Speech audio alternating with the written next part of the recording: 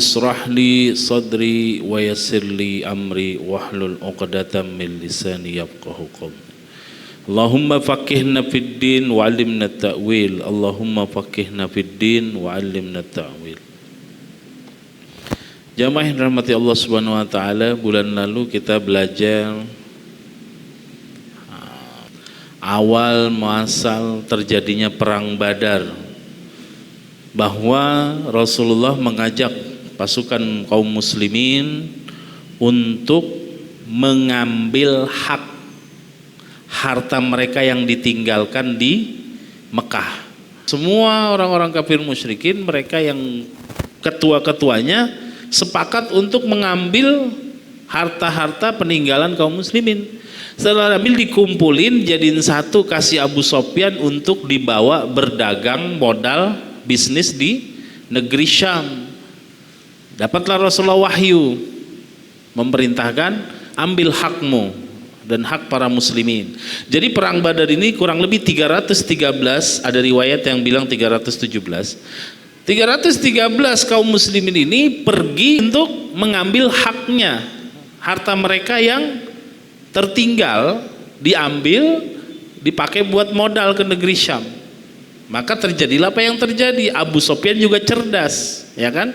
Dia kabur, lolos sampai ke negeri Syam. Selesai berbisnis, pulangnya juga kabur, sambil sebelum pulang minta bantuan. Abu Jahal gengsi, kirim 1000 pasukan. Abu Sofyan ketika sudah lepas dari pengejaran Nabi Muhammad, udah hartanya sudah aman, ngirim surat lagi.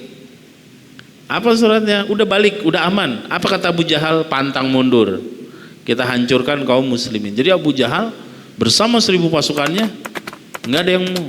Walaupun dari 1000 itu, akhirnya mereka semua menuju ke titik perang namanya Badar.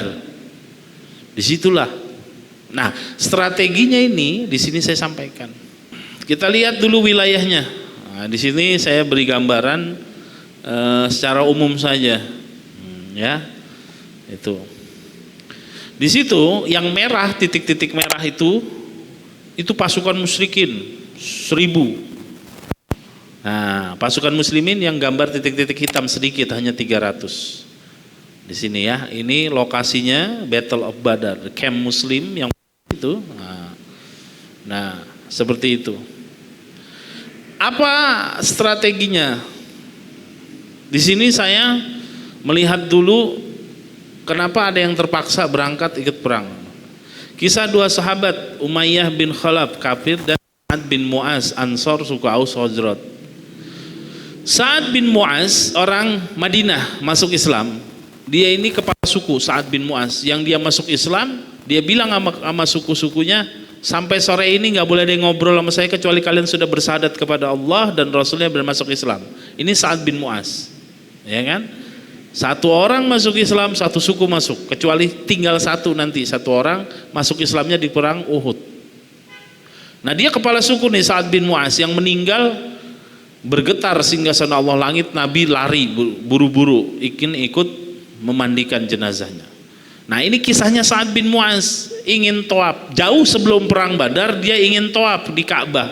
Dia punya sahabat, dia punya sahabat namanya Umayyah bin Khalaf, kafir. Ya kan, Sa'ad bin Mu'az suku Ansor, ya.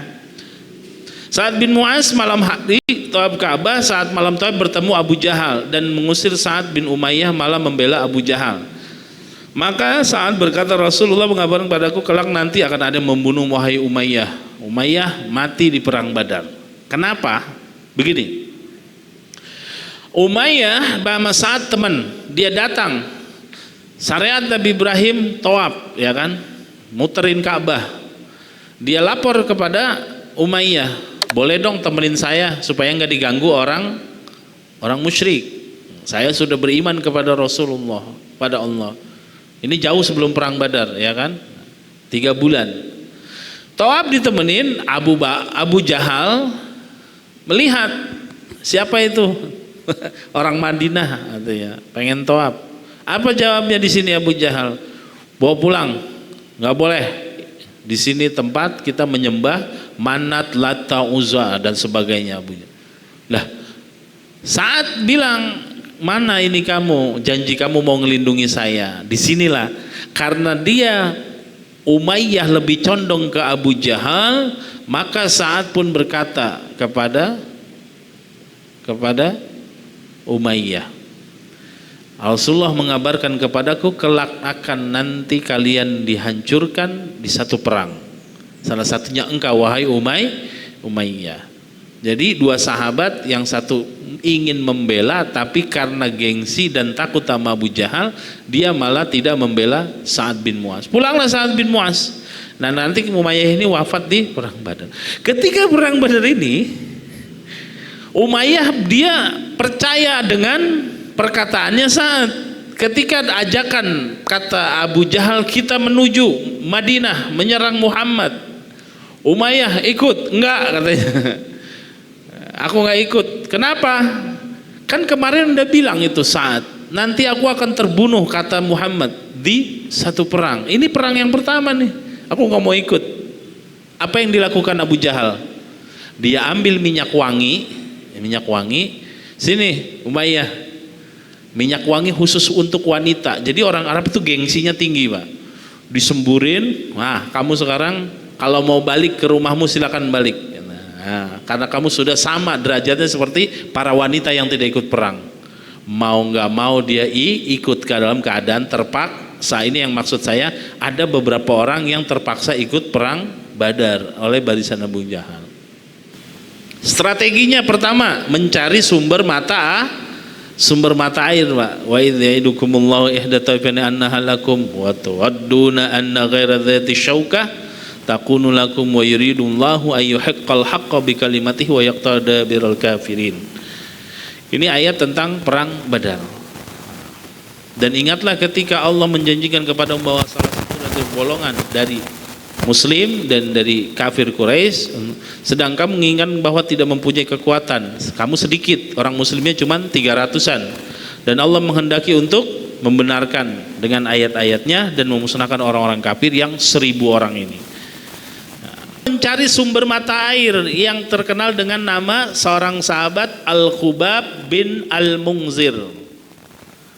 Jadi Rasulullah bersama para sahabatnya tiba di sebuah mata air daerah Badar. Rasulullah pun memerintahkan pasukannya untuk mencari posisi yang tepat sebagai pos pertahanan.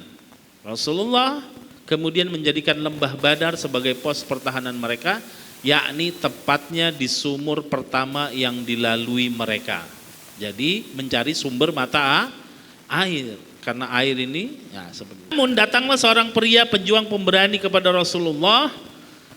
Tampaknya pria ini memiliki rencana lain, rencana yang telah diputuskan oleh Rasulullah. Pria itu bernama Al-Khubab bin Al-Munzir. Dari pasukan muslimin ada seorang sahabat namanya Khubab bin Al-Munzir.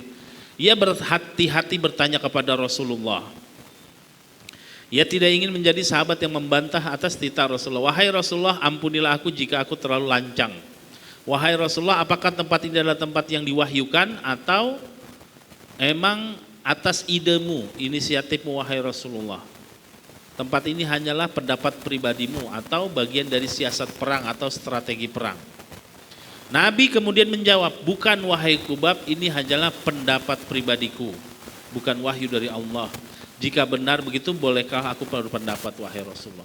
Strategi pertama, mencari sumber mata air supaya kuat, kan beristirahat dulu, nunggu ada buat minum. Nanti yang pasukan yang 1000 nggak dapat jatah air. Nah ketika mendapatkan satu sumur itu, di Al-Khubab bin Al-Munzir, sahabat Rasulullah berpendapat, ya Rasulullah, posisi di sini nih atas wahyu Allah atau memang pendapat pribadimu wahai Rasulullah? Apa jawab Rasulullah? Pendapat pribadi. Mohon izin ya Rasulullah, aku ingin menyampaikan pendapat sebagaimana nanti di perang apa? Khandaq kan? Rasulullah minta pendapat kan? Kita diserang 5.000 pasukan nih. Salman Al-Farisi orang Persia, saya punya pendapat ya Rasulullah. Nah, itu Rasulullah selalu membuka jenjang tanya jawab supaya ada saling pendapat. Bahkan di perangan penentu ini,